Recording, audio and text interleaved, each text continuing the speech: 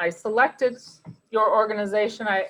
When I reached out to you, the Des Moines business area had listed you as one of the top 25 most influential nonprofits in the metro area or in the Des Moines, Iowa area. So that's why I contacted you and thought our group should hear more about what you do. So I'll turn it over to you, let you introduce yourself and tell us about the Food Bank of Iowa. Sure. Thank you, Teresa, and thanks everyone. Again, my name is Bergetta Beardsley. So I'm Vice President of Philanthropy here at Food Bank of Iowa. And what that really means is I have the privilege to work alongside our fundraising, our volunteer and marketing teams. And we're honored to have received the recognition through the business record, as you mentioned. One thing I think COVID has done is brought a lot of attention to food insecurity. We've been in this space for a long time now, but there is a great need out there, and we'll talk about that as well.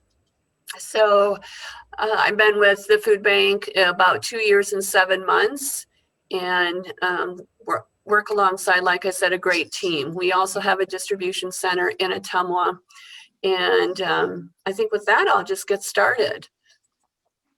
So, all right, starting with our mission. Our mission, as you see it there, is to provide food for Iowa children, families, and seniors to live full and active lives, strengthening the communities where they live. We at the Food Bank of Iowa serve 55 of the 99 Iowa counties. And you'll see a map later in the presentation showing our footprint, but we also collaborate with other food banks who serve the rest of the counties in Iowa. Our vision is to see a hunger-free Iowa at some point. We, at this point are doubtful to see that soon, but just working every day to try to work with the partners in the counties that we are present in to provide food to those in need. So I also have some notes. I want to make sure I'm following those as well. And what is food insecurity? That is a lot of what our daily work is educating people, making food insecurity issues brought to the limelight. The definition you see there is a lack of consistent access to enough nutritious food to lead an active, healthy life. A couple of the key words there are consistent and nutritious. Oftentimes people have access to food, but it might not be healthy food, because of budgets and so on. And also food, I think a good piece to speak about is that food insecurity can come and go. 1 month you might be okay, 1 month you might not be. 1 month families might have to consider, is it a choice between buying a new refrigerator because a refrigerator just went out, or new tires on a vehicle because they had a flat tire, or maybe a child or someone in the family gets sick. It's often about choices. And again, 1 month you might be okay, but 1 month you might need a little lift up or a hand to help you. So that is a definition of food insecurity. We also like to talk about a bit is the difference between a food bank versus a food pantry. I've spoken to you already. A couple of you this morning are working closely with the food pantries in your neighborhoods. You can see on the left, our distribution center are part of it at the food bank. But really, many people don't understand the difference between a food bank and a food pantry. As a food bank, we're seen as that wholesaler entity can bring in mass amounts of food, whether it's donated food or purchased food. Instead of bringing in a pallet of food, we can bring in a truckload. And then what we do is work with more than 600 partners in the counties we serve to then distribute that food and to get it to the places where people go to access food. So we use forklifts, we use pallet jacks, we have our first semi-truck we just purchased with grant funding. So when we're talking about food, we're talking about a large amount coming in and going out. Our distribution center totally here in Des Moines is about 55,000 square feet. So for those who haven't been out here, I know several of you have, but it's always interesting to give tours, which we haven't been able to for a while, but to take people into the distribution center and their eyes, wide open and seeing the trucks coming in and out, it's quite a difference. So let's see, I touched upon this a little bit. How we do get food to people in need is working with our partner agencies. And you can see that list there. We work with food pantries, we work with community meal sites, we work with churches, schools, homeless shelters. We work with daycares and other long-term care facilities. Sometimes folks acquire food for, big meals that they're providing. Also, for daycares, for the meals that they serve the kids throughout the day. And then also schools, which I'll talk a little bit about later. We have our childhood hunger programs with our school pantries and our backpack program. So, and please along the way, if you have questions, don't hesitate to throw those in. We're a small group, so feel free to jump in with those. Otherwise, we can talk about questions at the end too. But moving on, let's see here. I finally got in. Pardon me? I finally. Oh, yes. Hello. Hi. My name is Bergetta, and I'm talking about the Food Bank of Iowa. So we were just talking about the partners that we serve. And schools, you can see a slide here on schools. Childhood hunger is a big piece of our work. Our backpack program is, if you, I'm not sure if any of you are familiar with it, but that is a program we've put it into place in elementary schools where a child receives you can see that sack of food as an example. They receive a sack of food that goes home in their backpack or school bag on a Friday afternoon.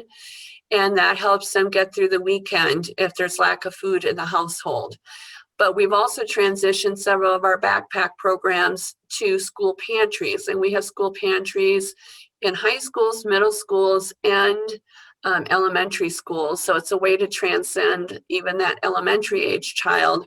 And also with school pantries, we know that, we know with the backpack program that we're sending home one sack of food, that there's probably other kids in that family or other caregivers that are also going hungry.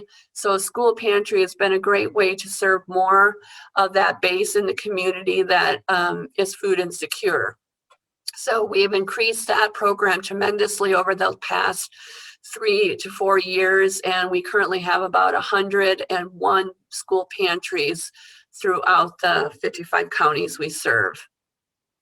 So let me keep going here. Yes. I have a question, unless you're going to address it later. During COVID, when schools were closed or, not operating, how did you make sure that food got where it should go?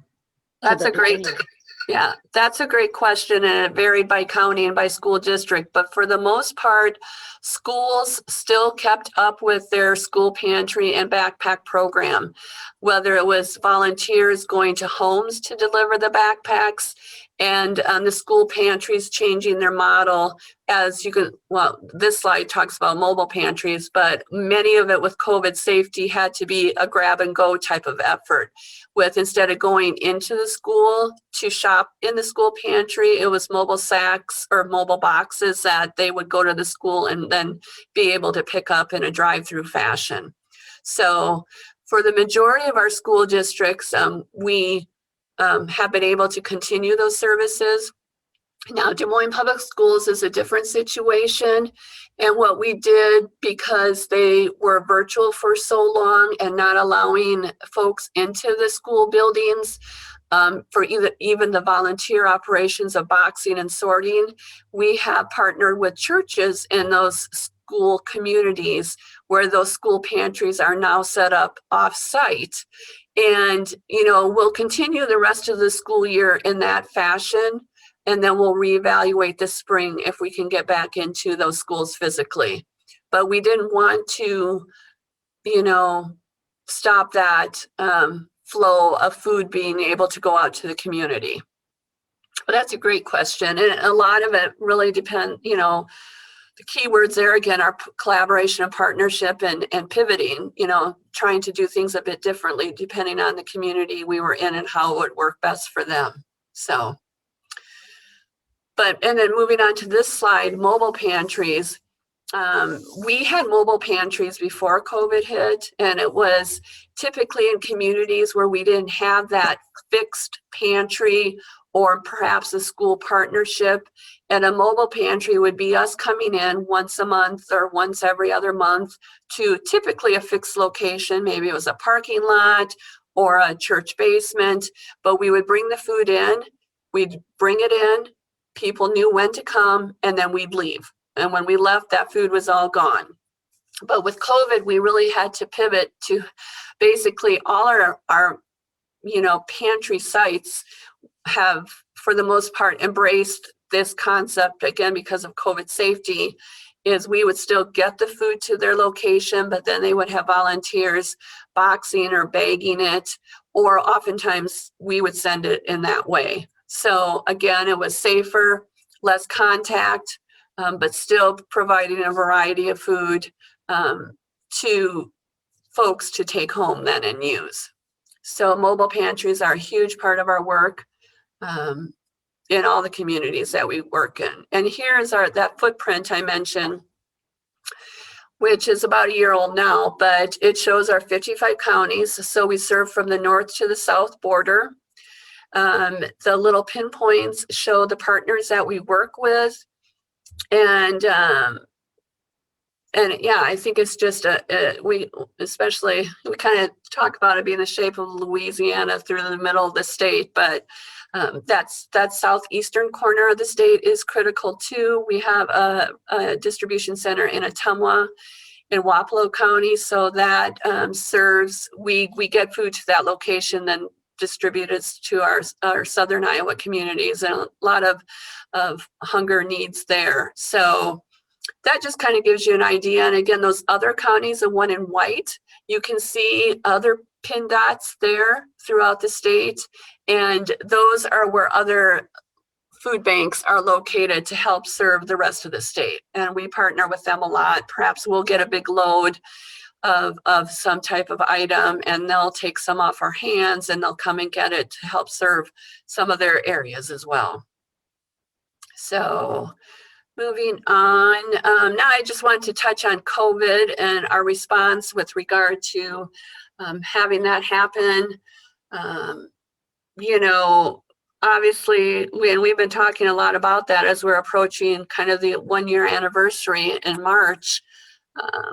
You know, I still never forget, it was Friday the 13th, we all huddled together, and that was kind of the day our world officially changed as with regard to how we considered how we would be distributing food and providing food at a time when we knew that increases would be coming, but we had to also do it safely. So I'm gonna move on here. This slide I just kind of wanted to throw in to kind of show how we, I guess, could kind of, in retrospect, look back to what we had done to build capacity, which really made us prepared for COVID happening. Back, you know, and I won't go too in the weeds with all this, but back in 2016, Food Bank of Iowa was in trouble with regard to measures that we needed to put into place to show we were serving all the counties we served. We rolled up through Food Bank or Feeding America. So we wanted to, we needed to, I guess, right size some of the issues we were facing. You can see there that part of that was making sure all counties were being served equitably. We also had to build capacity when it came to food management and making sure food was distributed and kept safely. We needed to expand our fleet and our equipments. We also wanted to spread the word about food insecurity. And as I mentioned earlier, making sure all people were aware that folks around them were facing food insecurity, that food insecurity could come and go, and that it was definitely something that was in everyone's community. And then moving into 2021, we felt we had the right team in place, both here and in Ottumwa, to execute on the needs and work with the partners in all of those counties that we work with. And then COVID hit, and some numbers here to show how this has changed food insecurity. Before COVID, 1 in 9 Iowans were deemed food insecure and 1 in 7 children. Now we know, and this information comes from Feeding America and McKinsey Consulting, that since COVID hit, our food insecurity has doubled and it has tripled in households with children. So, and we know that this is not going away. Looking at Polk County, pre-COVID and post-COVID, you can see the food insecurity numbers as they have risen. And again, partnership and collaboration has been very key as we navigate, unemployment rates going up, housing needs, and just trying to meet people where they were at with regard to seeking food and seeking it safely. We always like to talk about children. Again, childhood hunger is a big piece of our work, and kids are near and dear to everyone's hearts. And there is quite a bit of study and research around how food insecurity can impact children, and not only impact them as a child, but for their entire life. And you can see some of those bullet points there, whether it's related to physical health, mental health, how to navigate challenges or problems in the future. And then also long-term physical repercussions as far as maybe heart disease and diabetes and so on. So always like to bring that to the limelight as a focus area for us. You can see here pounds that we've distributed and partners that we work with, how that has increased. And we've seen, pantries that we work with and partners that we work with order from our inventory system. And we've seen those orders double and triple over this past year. Thankfully, we've been able to keep up with that need. And, but there's still that, we don't see that going away anytime soon. Moving on, we often get asked, well, where do you get your food from? And that's a great question. And we get our food primarily in 3 ways. But over this past year, that distribution, or I should say acquisition model, has changed quite a bit. Prior to COVID, we saw 50% of our food donated. We would purchase about 20% of it, and about 30% came to us through the USDA program, where we would receive food through that USDA program, perhaps commodities that other producers or farmers couldn't use, and then we were beneficiaries of that. Well, with COVID and certain programs rolling out due to that, our USDA acquisition rose dramatically. And that is something now we could probably have a third circle there for post-COVID, because now USDA is totally trending down, and we will probably have to be sourcing our food in different ways. Although with the new administration, we're waiting to see what might happen with regard to additional aid and so on through that USDA program.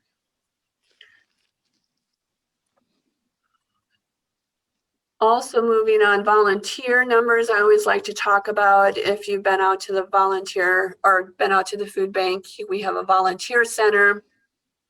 And many of you serve as volunteers at the pantries in your communities, but we could not do our work without volunteers and the volunteer hours that they put in. And during COVID, some food banks discontinued their volunteer program, but we did not. We have instilled COVID safety protocol. We're very safe back in the volunteer center, very safe at the mobile distributions. taking temperatures, wearing gloves, wearing masks, hand sanitizer, washing hands. We try our best to keep our volunteers safe, but we cannot do the work we do without our volunteers. So you'll see that the hours increased even in 2020. We had to pivot a bit because where we're located, especially in Des Moines, we previously were a great spot for like teams to come and volunteer, corporations to send 20 or 30 at a time.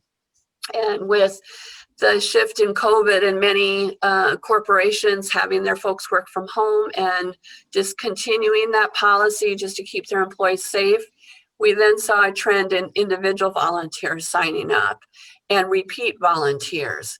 And that's been really key to our work, I would say, since, in this past year. So we love our volunteers. We couldn't do what we do without them. And I always like to share some stats around that. And volunteers, like I mentioned, could range from the bulk of those volunteers being here in our volunteer center, packaging food. We have to think about, as food comes to us in truckloads, we know that a pantry can't take, a truckload of food at a time or a pallet of food.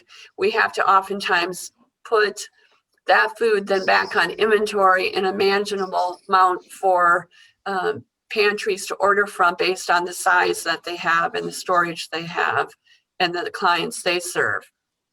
So volunteers help us a lot with that. We also have skill-based volunteers, as well as the volunteers that help us at mobile distributions. This photo was taken, I think it was during the September or November mobile distribution out at the state fairground. Again, showing the need. We did several of these mobile distributions, both in Ottumwa and here in the Des Moines area, where we'd set a half a day and have, 40, 50 volunteers out there helping us, putting food in people's cars, again, safely, wearing masks, and in a drive-through model like this. We learned from each time we did it, hopefully how to do it better. But this just gives a visual, I think, and kind of talks about the need. And That was this year, Bergetta? Yep, that was this past fall. It's I always saw the lines on the news of California, Florida, all those places they were showing us. I don't know that I ever saw the Iowa line. Yeah, I think that this is a picture from the Des Moines Register, but I think it was a digital, it was a online article, I believe, where you could, click through the photos. But yeah, they were out there and took this picture. What did a family have to, what do they have to, I don't want to say prove, but what do they have to say to get food? They don't really have to say anything. With the USDA food we receive, we do have to ask some questions, with regard to the zip code they're in and their family size, but there's really nothing more. We just want to make it as easy as possible for them to come and pick up that food. So and do sometimes all people have to be from Polk County or not necessarily? No, they could be from wherever. We wouldn't turn anybody away. And sometimes, because of people having transportation challenges, one car might have 3 households in it.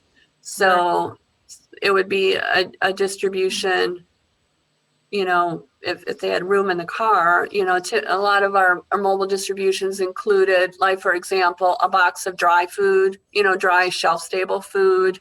So some canned goods, dried beans, rice, and then another box might have frozen items such as meat, frozen blueberries, or assortment, or milk. We often gave away milk, and also eggs. We gave away a lot of eggs. So it was a variety, but we always tried to have it be a healthy or a type of distribution that people could use easily. So prior to even doing this, has someone already sorted boxes or sacks or something like that? Yes. And maybe you said this and I was zoning out and didn't hear it, but I mean, how is it decided what food gets to you? Or how does food get to you? Well, again, it's through those three channels. We receive donations, and those donations could come from from people like you who might do a food drive at your church and brings a physical, canned food items. We also receive donations from wholesalers such as Barilla Pasta, or we might receive donations from Tyson or, the Iowa Egg Council. A number of ways. So donations, one main way we receive food.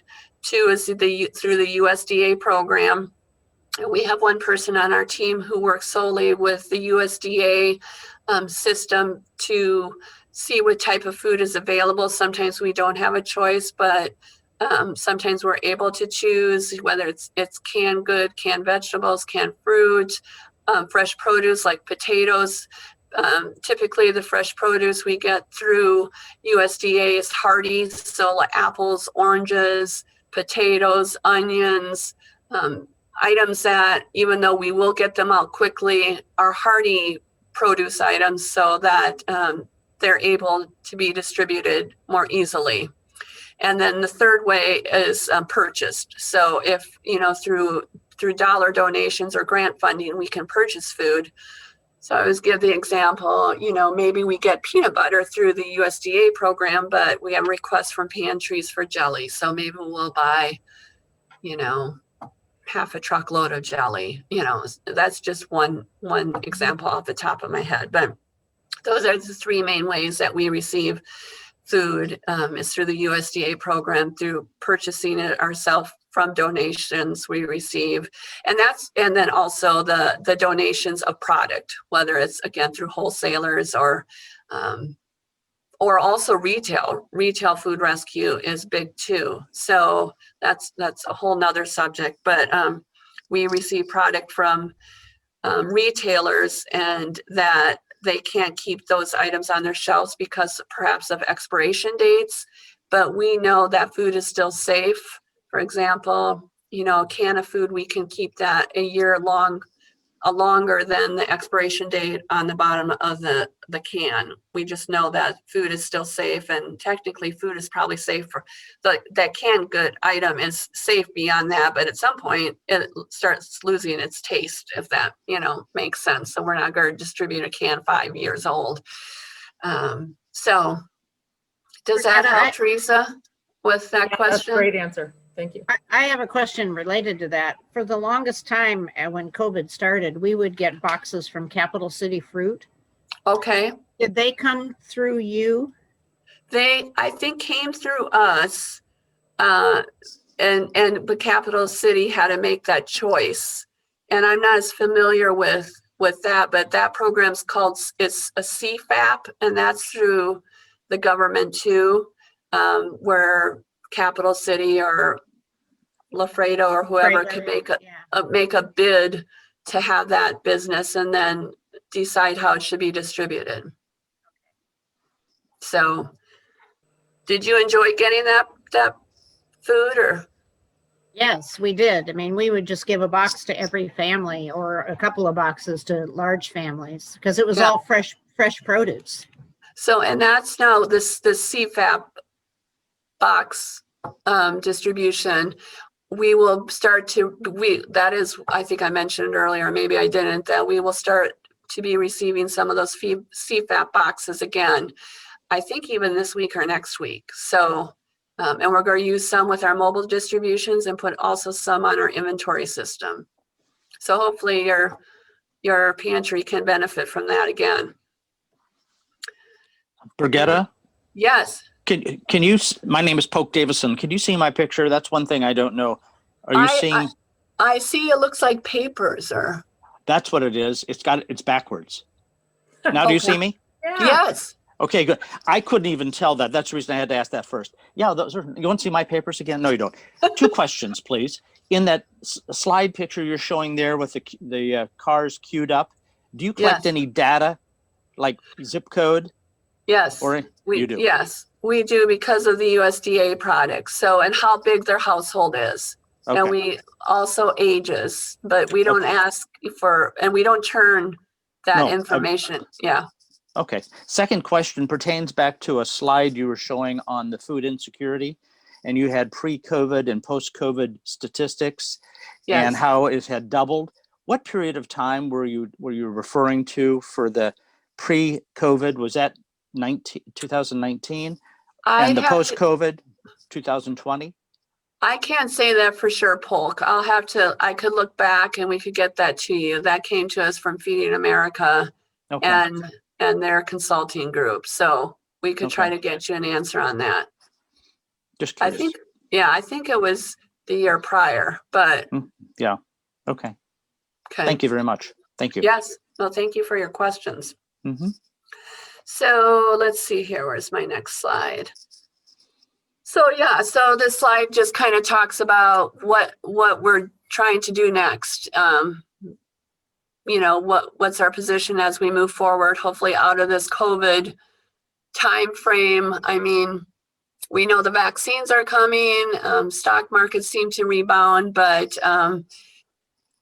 you can see those bullet points there. And really, again, we have received a lot of information from Feeding America and their consulting groups looking back at prior recessions, that food insecurity will not peak for years, even because of the unemployment, people getting back to work after people have used all their savings and reserves during tough times.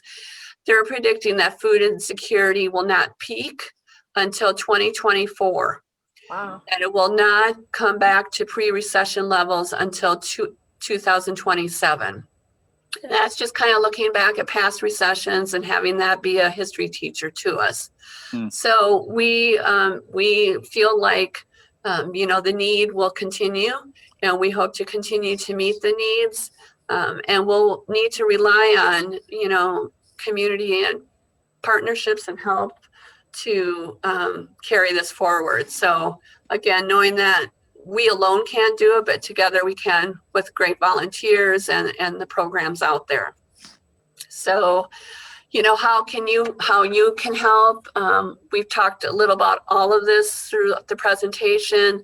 Volunteering is a key need. Some people, don't feel safe doing that right now in person, which we totally understand. We've also created some do-it-yourself opportunities from home. We have people making what we're calling inspirational cards that we've been putting inside backpack sacks and mobile boxes. We've had a lot of groups working on those. They're just like little 3x5 cards with inspirational quotes. And we have one-pagers on how people can do that.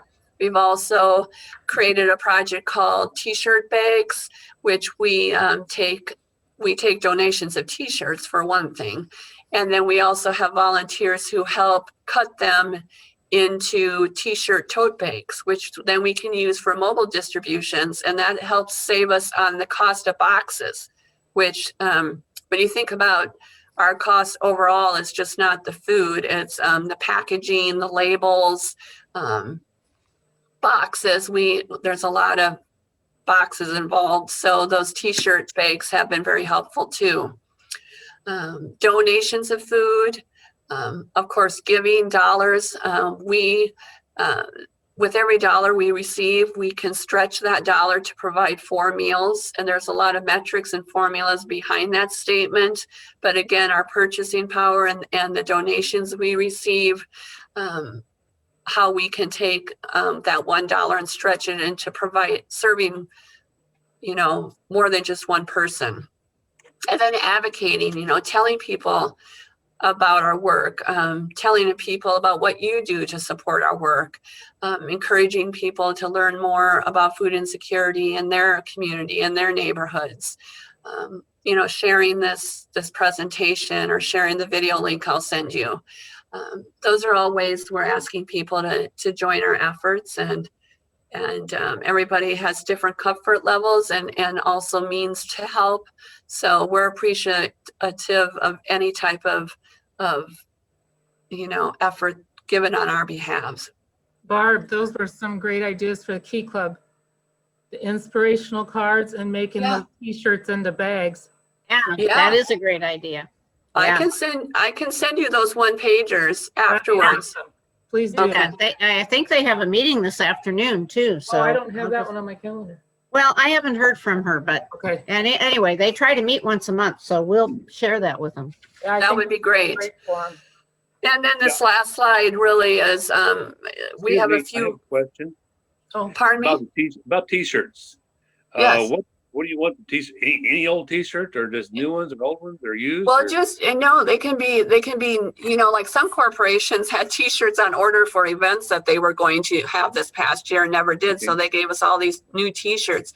But yeah, even going through your closet, we just ask that t-shirts be washed when they've been brought to us, and then we'll distribute them to volunteers who want to help make those t-shirt bags.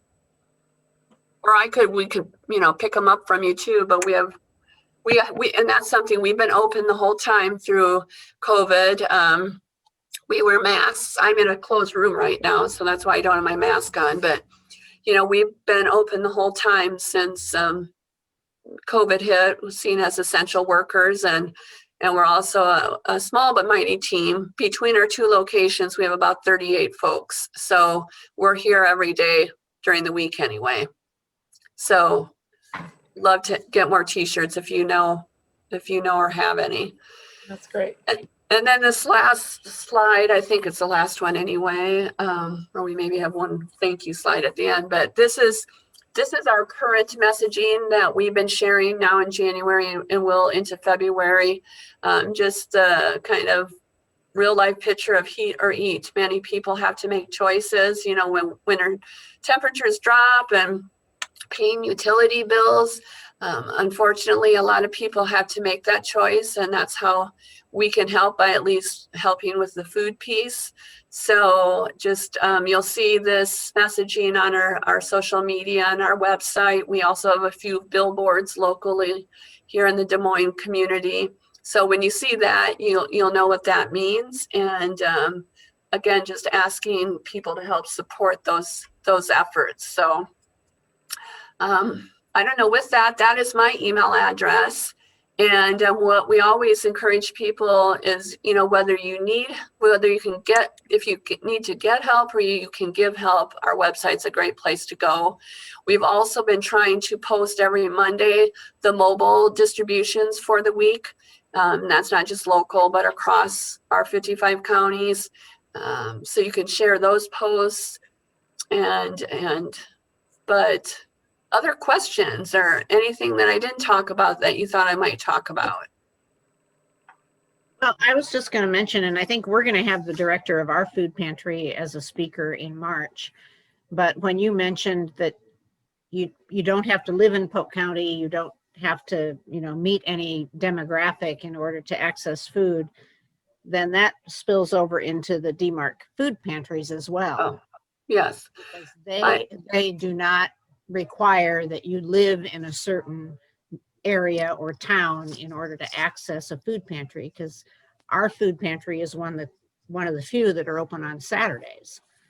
And Yes. so, we will very often see families come who don't live in Johnston.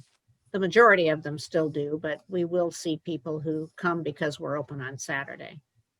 And we do have a flyer too, which I could send too, but you would have it. It shows all the pantry partners in the area. So if somebody goes to one week, they could go to a different one next week, because in theory, what you get on a given day from a pantry is not going to last you all month. So, but DMARC, that's great too. And I'm glad you brought that up too. DMARC, we do partner with DMARC and the pantries that DMARC serves. So they do definitely acquire food through our network as well. So I think sometimes people don't understand that connection, but really DMARC, I would say, is our largest pantry, but it's like a pantry of ours that we distribute through food through. So good. So thank you. Thank you. Pardon me? I thank you for. Yeah. Well, I'll go ahead and send, we'll get those one-pagers to you with the volunteer t-shirt bags and the cards, and then I'll send you that video link too. That'd be awesome. Thank you so much. All you. right. So, Do and I you have a can, do you have mailing address? yes, the mailing address, we have two, and you'll find that on the website, but the best one to use for mailing is our post office box, and that is P.O. Box 1517. So 1517 is a P.O. Box, and that's in Des Moines, and the zip code is 50305. Okay, thank you. Thank you so Thank much, you. Bergetta. Okay, Appreciate all it. right. Nice to meet you.